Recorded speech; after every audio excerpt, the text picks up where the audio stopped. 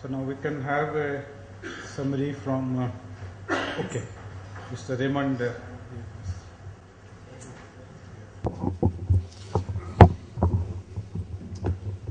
So recognizing that I am between you and the end of the day, I will try and be relatively brief and showing just a few slides that actually I can be brief for another reason, which is I think we have very good agreement in our overview of the workshop as well as looking forward to where we might go. As soon as the slides come up, I will show you just a few slides to summarize some of these points. Again, I promise just a few slides. It's a little bit dark. Oh, I can tell already this is going to have an effect. Okay, so let me move right along. Quick, for those of you who aren't there, this is the title of the workshop. You've already heard it. The focus was on civilian nuclear materials security on the one hand, and on the other hand, the focus was also on technical aspects. And that's because we largely come from a technical community in the U.S. National Academy of Sciences, and we brought several technical experts from the U.S. to meet with technical experts here in India. You've already heard about the background, which is encapsulated here. It came from the Nuclear Security Summit, of which now there have been a few, and there's one more upcoming shortly. One of the key points I wanted to emphasize was one of the outcomes of the 2010 Nuclear Security Summit was the commitment on the part of the government of India to establish a global center for nuclear energy partnership, and Dr. Grover has had a key role in making this a reality, and so I wanted to acknowledge this because I felt in his modesty he had kind of skipped over this a little bit. I do want to make a few comments about civilian nuclear materials. Now, many of you are experts, so I don't want to belabor these points. But the fact is that what we talk about as an issue of interest for the United States and for India is, of course, of much broader interest because nuclear materials are found in many countries around the world. And in fact, the tracking of nuclear materials, including civilian nuclear materials in particular, is less perfect than we would like. I won't go through all of these bullets in detail, but there's clearly a need for balance between public concerns about nuclear energy, nuclear power on the one hand, those concerns balanced off against what is the real need for greater electrical capacity, and in particular what was commented on earlier here in India, the prospect for growth is enormous, and so there's a huge pressure, political and technical pressure to enhance electrical power generation. And of course, in all of this comes the mix of events, historic events like the Fukushima disaster. I won't go any further on this, but I do want to give you a quick summary of the chapters in the book for those of you who haven't seen it. We had touched on, and again, most of these have been mentioned. We gave an overview, as I've just given you now a quick review of, but the systems approach was featured very much in the workshop. Systems approach to security at civilian nuclear facilities, as well as overall in the strategies that are used. Physical security, cybersecurity, a focus on people, and the comment about insider threat. I'll come back to that in a few moments. We had a very important session on nuclear forensics. We just heard a few words about that. And again, I want to emphasize the second to last bullet. This is a reality that nuclear energy is a growth industry for the foreseeable future.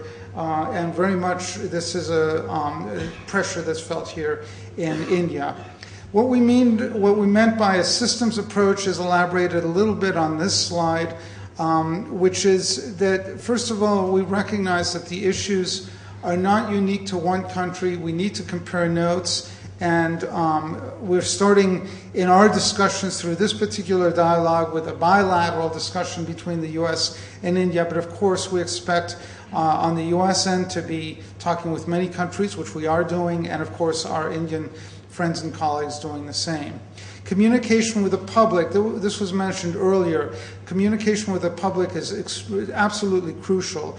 And the point was made by many that thinking through those communications before there's an accident or a disaster, this is what's really essential. In particular, for those of us in the technical community, we have to remember that it's not enough to have a technical solution to a problem. We don't always have those solutions, but when we do have those solutions, that may not be enough because we have to go the extra step to convince the public at large and indeed policymakers as well that those solutions are reliable and that they can be implemented. Finally, there was discussion during the workshop of the balance, if you want, the tension between the research interests in the technical community versus the security interests also shared by the technical community, but that have broader implications for the public at large. And that balance is sometimes hard to maintain. So that's a quick, and I have to admit, somewhat selective, you might say biased, summary of some points of the workshop. What I wanted to do now is effectively, I have one slide that I'm going to build up with a little bit of a digression for just a moment that looks towards the future. And in fact, again, we've heard some of these themes, but looking to some of the specific areas in which we could further collaborate. And again, the focus is on technologies. And here the first one I wanted to mention is, in a sense, the most simple-minded, detector systems. When technical people get together, we tend always to think about better widgets and better detectors, in particular in this arena. But what I want to emphasize is the fundamental detectors, in particular for radiation detection. That technology has not changed significantly in not just years, but in decades. So that's not really where the developments will have great value added as we foresee them. Rather, it's in the larger scale system integration. And what we mean by that, for example, are user-friendly systems with built-in training and validation.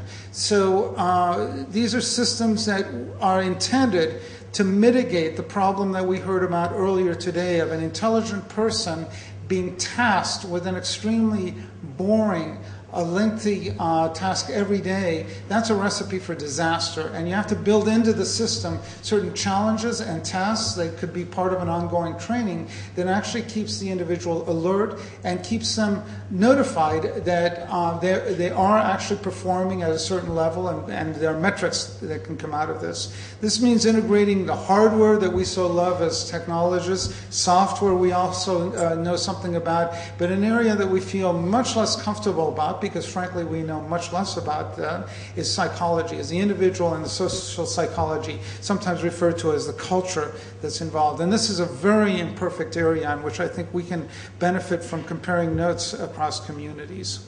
We've already heard about nuclear forensics, a rather arcane, specialized area of chemistry. We heard about some of the opportunities that are available, and I want to reiterate those with one slide, which is a bit of a digression, but it highlights some key points that were made during one of our important sessions during the workshop. There are very strong capabilities in nuclear forensics, but the interpretation is still, to some degree, a matter of art form. More important than that, the comment that was just made, it's not enough just to have a detailed compositional, isotopic, physical characterization of a sample, but to go the next step towards attribution, towards actionable intelligence, as I guess some would put it. That is a very difficult prospect, and all the more so that depending on the nature of the catastrophe, there may be enormous pressures to have results, actionable results, in a very short time scale. So these are areas where I think there are important developments that can be made in technology. Just as an example, the ability to start analyzing a sample in the field rather than having to collect samples and then bring them to some specialized high-tech clean room type of super laboratory. Databases were mentioned, and there was quite a bit of a discussion about databases because you can have the analysis, but if you don't have anything to compare against, then the analyses are not very useful for attribution. So a couple of other comments along these lines, more specific understanding of the way that we can characterize the processing that materials have gone through. And again, we heard mention of this a few moments ago, processes that were involved and the timing, that is the chronometry, the age dating of those processes. And we believe that an effective program will require international cooperation. So I've summarized this as my second bullet here of nuclear forensics. Actually, let me see if I can, okay. Nuclear forensics with chronometry refers to the ability to actually date when certain processes took place in the handling of the sample, in the processing of the sample over time. And then the databases was a point of discussion. There is a technical end to this and, of course, a political end as well. The technical end is that the databases need to be put together. Various countries, various international organizations have certain kinds of databases available mostly to themselves or to select members, but making the databases more broadly available is something that I think has some potential technological solutions. So there's mention here of appropriate search engines. That's code language for search engines that might involve, for example, privacy protecting querying. In other words, I might not have to reveal to you how I have come to the conclusion that the sample that whose composition you're entering into my database, I'm either going to warn you is a problematic sample or reassure you that it is not a problematic sample. I may not want to tell you exactly why I think that, but that may be useful information for your doing subsequent studies, or the other way around. Perhaps I'm using your database and you don't want to tell me the details of exactly what's in the database or how you come to a certain kind of technical judgment, but there are means of actually allowing me to query a database without revealing those kinds of details. Now, on top of this technical challenge that is in the arena of kind of a cybersecurity and a privacy protection, there's of course the very important political backdrop, and it's very difficult to move forward on sharing the databases without having more discussion at the policy level. We hope that by establishing some level of trust and confidence among the technical communities that we can help move the political and policy communities forward in an appropriate manner. Already up on the slide is my second to last bullet, the insider threat. I put it up there simply for completeness. We all recognize that this is a huge issue, but quite frankly, we have very few good ideas, in my opinion. The research on how to mitigate the insider threat, that is how to identify the insider, what to do about it, that research is still, in my opinion, in infancy. When I mean research, I mean looking for technological solutions. Yes, there are personnel reliability programs. There are attempts using psychological assays and tests that are quite useful in their own right. I don't mean to minimize their impact, but I think there are also technological solutions that could be further developed and have not been thought about as much as they might be. So that's what I mean by the mitigation technology systems. These could be developed. We can talk about those some more. These are areas, I think, with considerable opportunity for collaboration. My final bullet is again inevitable, and that's cybersecurity. We're going to hear more about that. This subject tomorrow. We had some excellent experts at the workshop. We have some excellent experts here. We all recognize the importance of cybersecurity. I put it up to acknowledge this is, again, an area of huge opportunity for future collaboration, or potential for collaboration between technical experts in India and in the United States. And so with that, really, I wanted to lead to one final statement, if you want, a real summary from my point of view. And again, this is a bias, I admit, a biased overview, but the key to this whole conference was highlighting the potential for collaboration between our expert communities. We had members of our national laboratories, of some of our academic laboratories, colleagues who had cycled through, spent some time in industry.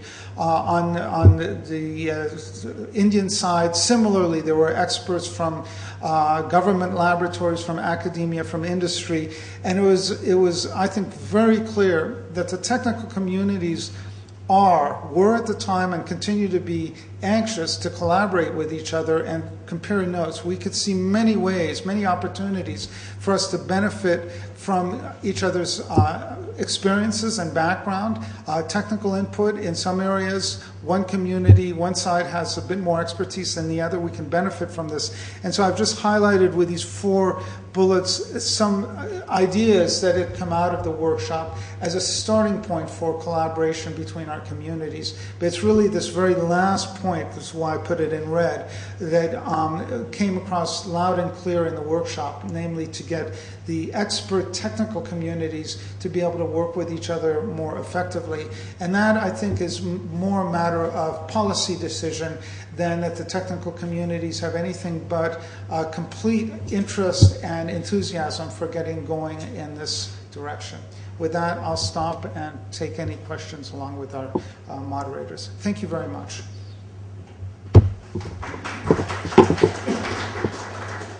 Thank you, and I think we have quite some time as compared to what has been budgeted here. 6:45 is that.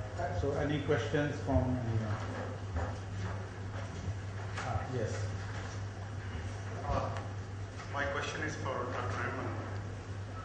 In threat assessment in your nuclear power plants,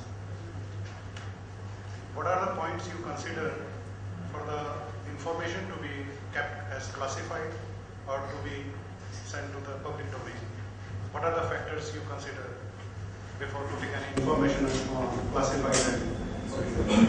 So I can give you a correct and, in my opinion, a slightly glib answer, which is to a large degree, the decisions of what information is classified or not is predetermined and essentially I'll call it almost a legal definition. And so there are experts who can make that judgment based on pre-existing criteria. But I don't think that's exactly a useful answer. And instead, I would actually turn to, there are a few colleagues here who know much more about this than I do, either as operational individuals or as people who have to actually work with facility security. And so I would actually like to turn the question over to one or another of my distinguished colleagues around the room who have first-hand experience, who can go beyond giving kind of the textbook official answer, but can tell you more of the realities. Are you willing to? Yeah, please. Well, of course, it's no surprising that when you analyze the security facility, you're going to identify all the protection strategies and systems that are deployed in its defense and find vulnerabilities and how to protect against those vulnerabilities being exploited. So generally these documents are the public.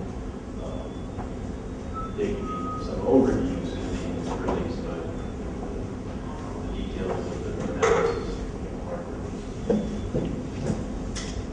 I just wanted to know what are the factors you take into consideration while putting some information in the classified package. Because such assessments are done in food industry by FDA2, and FDA2 has put some information as classified. They are not sharing with even the technologists, even the very close group. They usually keep mum on those information.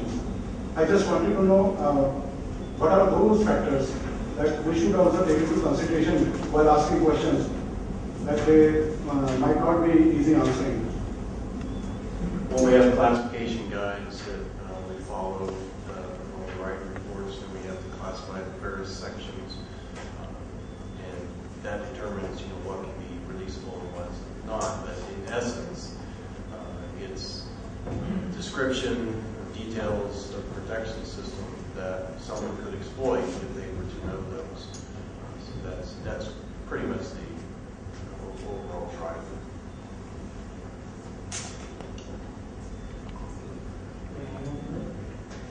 Yes.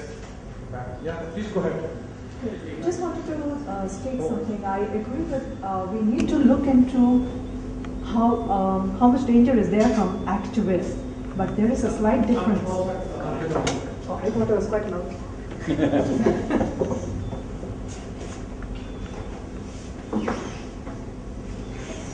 Yeah, I was saying, I do agree that there is a danger with activists, yes, but there is a slight difference. An activist can be one who is a responsible activist who is actually fighting against nuclear powers set up in the country.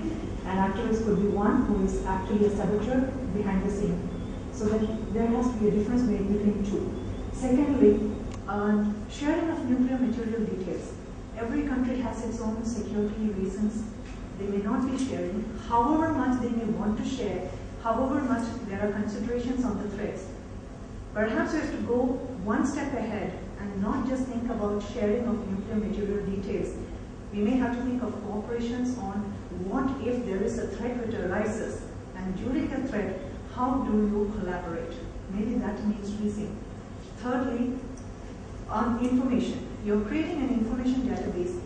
One has to be very clear and make sure there is no bias raised when there is an information database created, and how you actually interpret that information database. That has to be very carefully done.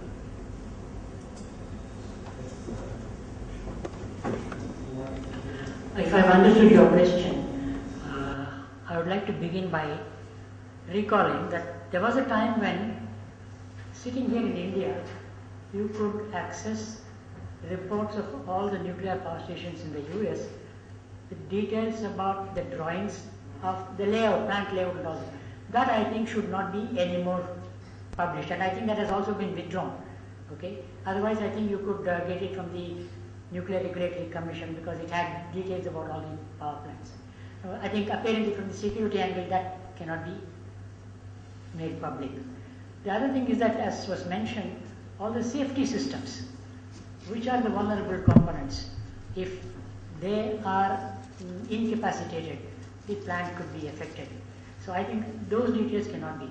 But what needs to be actually made available is, if the plant has a problem, I think the plant management must come out with the problem before the media comes out with it. I think that kind of a thing must be made available. And the radiation levels that are present around the plant, that must also be made available.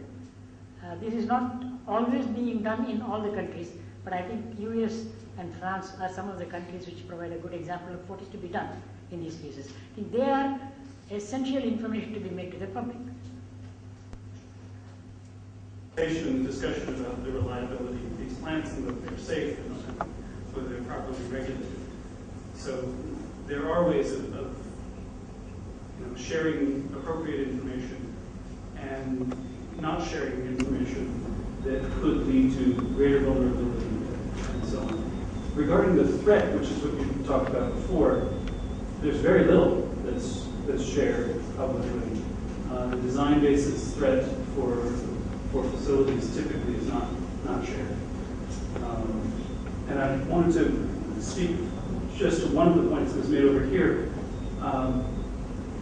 There have been proposals for international databases that are all shared. In fact, what the United States has been proposing to other countries is that each country develop its own database, at least know what you have, and establish mechanisms for the data sharing that you were talking about, so that we don't run into this problem of, oh, we can't have something that's out there for everyone. But at least if someone asks you a question, be confident that you can answer it for your own purposes. Let me add just quick clarification here. Yeah. So you mentioned the design basis threat. There are some aspects of the design basis threat for our nuclear power plants that is released to the public. So do federal regulations.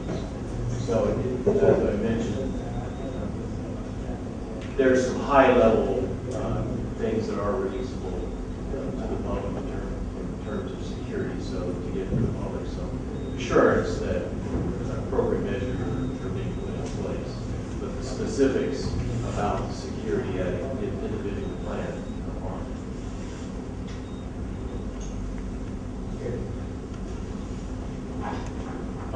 Thank you, sir. I'm a retired nuclear submariner and a naval officer. My question is prompted by a couple of things that Dr. Raymond mentioned in his presentation. That was firstly about the insider threat, and secondly about the inadequacy of our current understanding or capability in the socio-psychological domain. And I relate this to an earlier reference to the same insider threat by a previous speaker in a different context, where he said that one of the measures against this was to keep a close observation of one's work personnel and look out for abnormalities in their behavior, conduct, attitudes, and so on. But I think there is a difficulty in this, and that is, if you take the certain number of these extreme cases that we have come across, very tragic, very unfortunate events that have happened, where you've had people running amok with guns and shooting up kids and so on, totally innocent bystanders. And in every single case, their neighbors have said, but he was perfectly normal. Their school teachers have said, but there was nothing wrong with him. And his friends said that he was such a good guy. So close observation may not reveal these lurking tendencies to do of resentment or whatever. I was wondering if we have, now I know that nuclear submariners, both in the US and in other countries, I myself have undergone such tests, pass periodically doing a written psychometric test. It's a pressure test, and which serves as an aid to psychological evaluation for stability in decision making, for confidence, for team qualities, and so on and so forth. All these things come out, and for any other paranoia that might exist. I'm wondering whether such an approach could help in the KYC requirement, and not KYC so much as know your employee requirement. I was wondering whether that could be useful. When I made reference to personnel reliability programs, that's very much the kind of, in detail, the kind of approach that's used, these kinds of tests that you are referring to, and a number of other evaluations. Some of them are, I guess, if you want, common sense. For example, routine random testing for drugs and alcohol, which some people succumb to, and you would kind of think, oh, if someone's in a position of responsibility, whether a pilot of an aircraft or in charge of a submarine or some other critical facility, of course you want to know that they are actually physically functional. So yes, very much there are a number of these approaches that are used. I, again, don't want to demean their importance and their utility, but I think a renewed attempt at looking for what I would refer to as engineered solutions. So perhaps better examples were the ones that Mr. Augustine gave earlier today, where you would have a system that requires two independent people to make, for instance, to take an action, since they independently have to confirm each other's actions. So the so-called two-man rule is those kinds of approaches, and there are other kinds of engineered approaches that are intended to almost make it impossible, or at least very difficult, to subvert the system if someone either basically goes crazy or has changed allegiances or aspirations. And this is an arena where I think we could benefit from, if you want, another round of investigation or again, technologies that are available for tracking what people are doing have greatly improved in a way that perhaps can, without minimizing their effectiveness and efficiency, might also be a way of essentially building into the system a difficulty for misusing the system, if I can put it that way. I don't know if you want to elaborate on this. We've thought a lot about this as well. Well, at the workshop, one of the presentations was an overview of a 2-week training course that we had developed at the National Labs, which is being taught internationally. And it does identify an overall insider protection program. So we teach how to analyze against the insider. We look at material control processes, ways to identify anomalies, ways to engineer out the best you can an insider's opportunity. So that there are a lot of new developments in this area. My colleague Byron Gardner can elaborate as well. We used to teach insider as a small subset of the overall VA process. It's now blossomed into a whole 2-week course where we get into very fine detail of the operational aspects of the facility. But it's also an area that is ripe for collaboration as well. One thing we're also looking at incorporating into that process is the cyber aspect. So are there any electronic pathways that an insider could exploit, maybe in collaboration with an outsider? So there's lots of other things that could be added into the equation. There's a lot that exists right now, but I think there's still fruitful areas of collaboration for an insider. Any other question? Yes, please. I think you brought up a very good point in terms of social threats. I mean, one thing we have seen is, because you brought up school shootings, in every single aspect, the neighbors said they're fine kids, but their blogging behavior, their behavior in Second Life, their behavior on social media was very different than what they were appearing normally. So that's after the fact, law enforcement was able to go back and trace back to their blogs what they were shopping, what they were doing online, showed completely radical behavior. So that's something a lot of companies do today in sensitive organizations. I mean, I will not name the organizations, but people related to the nuclear industry actually mine the social media to look for, are you disclosing where you're working? That itself poses a great threat, because you can be persuaded to give that information out, or where you're working and all that stuff. So there are training courses where industry is taking today to come train their employees, and they'll conduct live mining in front of the employees to show, hey, 15 of you in this room actually posted you're working for Uranco, and you said you are a nuclear engineer. Was it necessary to do that on the Facebook? And you even posted which plant you were in, what training you're doing. So those are simple things you could do, I mean, common sense things. Using cyber today, you don't have to be anywhere. You can just run a quick tool to say, I mean, it's not a threat. It's kind of like you're posting information that you're not supposed to. It's a clear violation of your policy. And the same thing, you can convert back to look for insider threat. So just a few words on that. Dr. Krishna. Referring to the two-man rule, it's already being practiced in the nuclear power stations and plants handling nuclear materials in certain critical areas. But you can't extend it to all the various things which can lead to trivial incidents. But it is already being practiced. Any other? Okay. Just one comment I will like to make, that I find there's a lot of tension at the present time. On the one side, civil society demanding transparency on every aspect. On the other hand, technologists and bureaucrats feeling the need to protect sensitive technologies. Now, how do we balance these two issues? Sensitive technologies, sensitive materials, they have to be protected, their locations have to be protected, but civil society is always insisting on transparency in every area. Any comment on this aspect? Yeah, please. I think the problem is even a little bit bigger, because the counterpart to what you just said is also the tension between privacy and the kind of tracking that technology now inevitably makes possible. And to depersonalize the discussion, I would suggest that we all remind ourselves of how we are tracked and how we invite ourselves to be tracked by the private sector, by companies.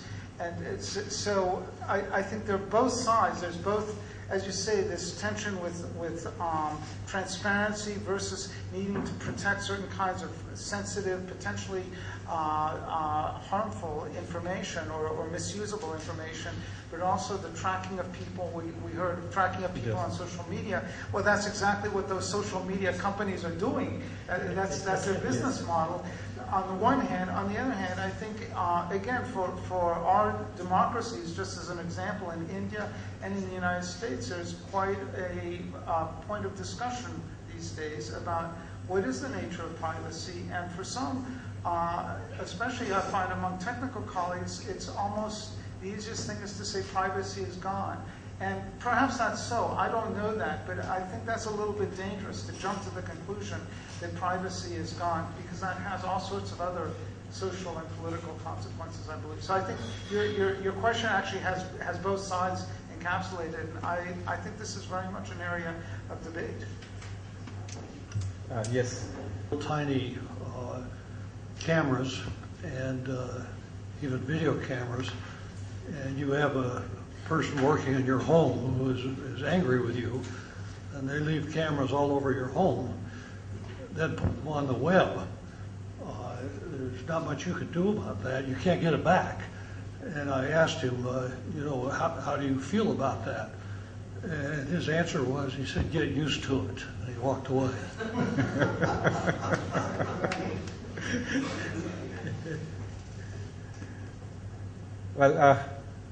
Well, yes, but you have something? No. Fine. So thank you. We had good discussion, and you want to say something? Okay. Thank you. So session is closed.